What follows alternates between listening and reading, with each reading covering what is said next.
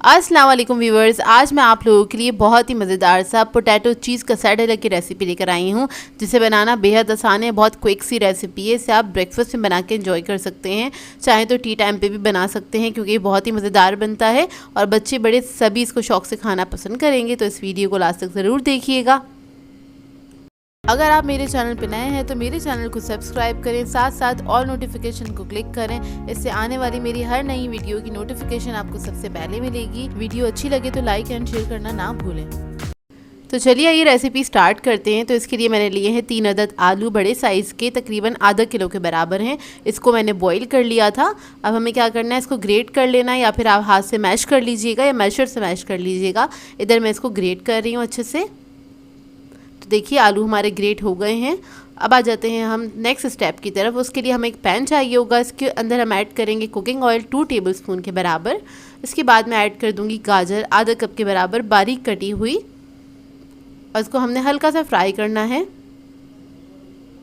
चंद second के लिए।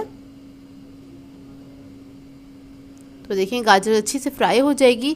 फिर उसके बाद हम इसके अंदर ऐड करेंगे कैप्सिकम आधा कप के बराबर, और फिर हम इसके अंदर ऐड करेंगे स्वीट कॉर्न। लिए हैं मैंने आधा कप के बराबर, ये कैंस में जो मिल जाते हैं कॉर्न्स वो हैंगे, ये ऐड कर देंगे और इसको मिक्स करेंगे।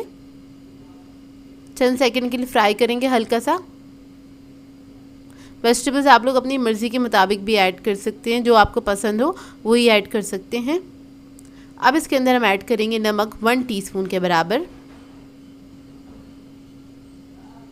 ब्लैक पेपर पाउडर ऐड करेंगे इसमें 1 टीस्पून। कुटी हुई लाल मिर्च ऐड करेंगे इसके अंदर 1 टीस्पून के बराबर। फिर मैं ऐड करूंगी इसके अंदर सोया सॉस 1 टीस्पून,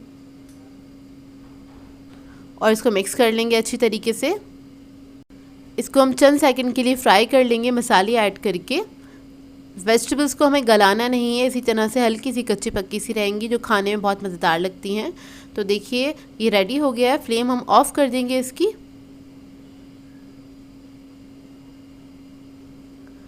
अब इसके बाद हम क्या करेंगे, जो हमने पोटैटोज़ को मैश किया था उसके अंदर ये सारी वेजिटेबल्स ऐड कर देंगे। तो मैंने गरम गरम ही ऐड कर दी थी इसके अंदर, और इसके बाद हमने आलू को अच्छे से मिक्स कर लेना है। देखिए अच्छे से आपने इसको मिक्स कर देना है, और उसके बाद ये फिलिंग जो है हमारी रेडी हो गई है।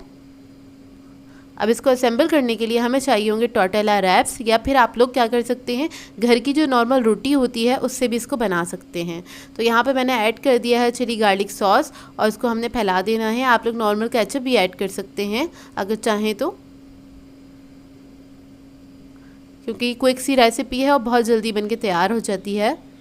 अब इसके बाद इसके ऊपर हम थोड़ा सा रख देंगे चीज़। तो मैंने इधर लिया है पिज़्ज़ा चीज़, तो थोड़ा सा आपने शेड किया हुआ चीज़ इसके ऊपर रख देना है अपनी मर्ज़ी के मुताबिक। कम या ज़्यादा आप अपनी मर्ज़ी के मुताबिक ऐड कर सकते हैं चीज़ इसके अंदर, लेकिन चीज़ ऐड ज़रूर कीजिएगा, क्योंकि उसके साथ इसका टेस्ट बहुत अच्छा आता है।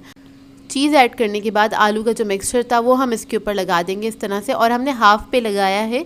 इसको हमें डी शेप में बनाना है, तो हाफ़ पे ही आपने चीज़ और आलू का जो मिक्सचर है वो लगाना है।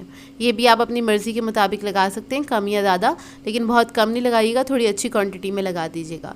इसके ऊपर दोबारा से हमने थोड़ा सा चीज़ डाल देना है इस तरह से, और इसके बाद इसको हम कवर कर लेंगे, ये देखिए, और हल्के से आपने प्रेस करना है। तो अब इसके बाद हम इसको फ्राई कर लेंगे। तो इधर मैंने एक पैन ले लिया है, इस पर हम ऑयल ऐड कर देंगे, और ऑयल ऐड करने के बाद ये जो हमने quesadilla बनाए हैं इसको हमने फ्राई कर लेना है इस तरह से। लो मीडियम फ्लेम पे आप इसको फ्राई करिएगा, क्योंकि क्रिस्पी हो जाएगी जो रोटी हैगी, जो कि खाने में बहुत मज़ेदार लगती है। जब एक तरफ कलर आ जाएगा तो तब हम इसको टर्न कर लेंगे और दूसरी तरफ से भी इसको फ्राई कर लेंगे। ये देखिए बस आपने इसको फ्राई कर लेना है। फ्राई करने में भी ज़्यादा टाइम नहीं लगता, 1 मिनट के अंदर ही फ्राई होकर तैयार हो जाती है।